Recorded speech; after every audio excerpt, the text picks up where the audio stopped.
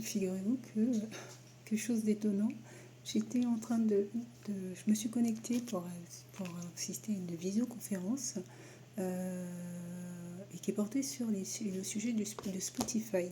Alors, je connais pas trop moi je connais pas trop les plateformes de streaming. Je vais regarder ça de près, je vais regarder ça maintenant puisque j'avais prévu ce créneau pour ça.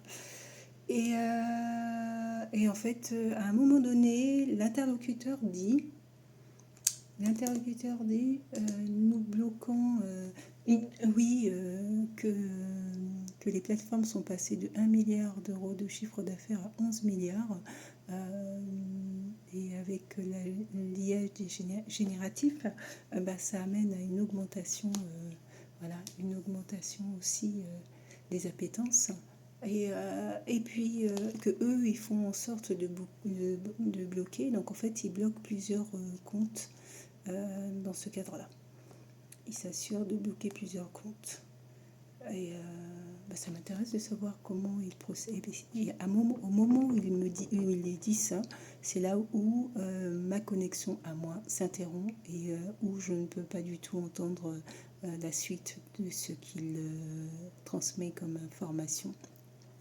Ça m'intéresse d'autant plus que je suis auteur et interprète et que les chiffres, les données qui sont données par Spotify, je n'y crois pas une minute.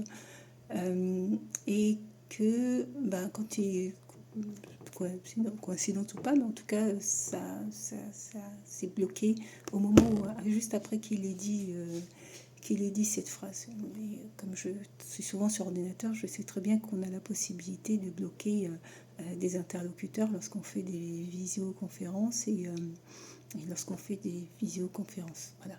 Donc ça me fait penser que il y a une potentielle blacklist et que en fait les plateformes de streaming bloquent moi, mais pas toutes les plateformes, en tout cas Spotify, éventuellement bloque mes sons, ce qui est possible. Et donc ce qui explique les statistiques en fait. Donc il faudrait que je creuse à ce niveau-là pour savoir, parce qu'en fait tous les autres sons, avant que ça coupe, il a dit oui avec l'IA génératif, donc nous on n'a que des personnes humaines, ça va. Quand on a une structure, une équipe, donc on travaille avec la structure et l'équipe. Quand on n'a pas de structure et d'équipe, on travaille avec les moyens qu'on a. Et quand on n'a pas beaucoup de moyens, on fait avec la modernité. Et faire avec la modernité, c'est faire avec les éléments de cette modernité. Et l'IA, je m'en aperçois là, que l'IA est... c'est même plus se poser la question de est-ce que je peux utiliser l'IA. En fait, je m'aperçois que si je n'utilise pas l'IA, c'est comme si, et il avait raison en fait, c'est comme pour les personnes qui avant voulaient pas utiliser Internet et elles se disaient il faudrait jamais apprendre ce truc. Et ben en fait l'IA ça correspond à ça, c'est-à-dire qu'il y a des gens qui sont là qui sont loin et que nous on est tout là-bas. Pendant des années, j'ai jamais voulu utiliser, même en voyant les Gemini et les trucs qui apparaissent un peu partout sur mon ordinateur.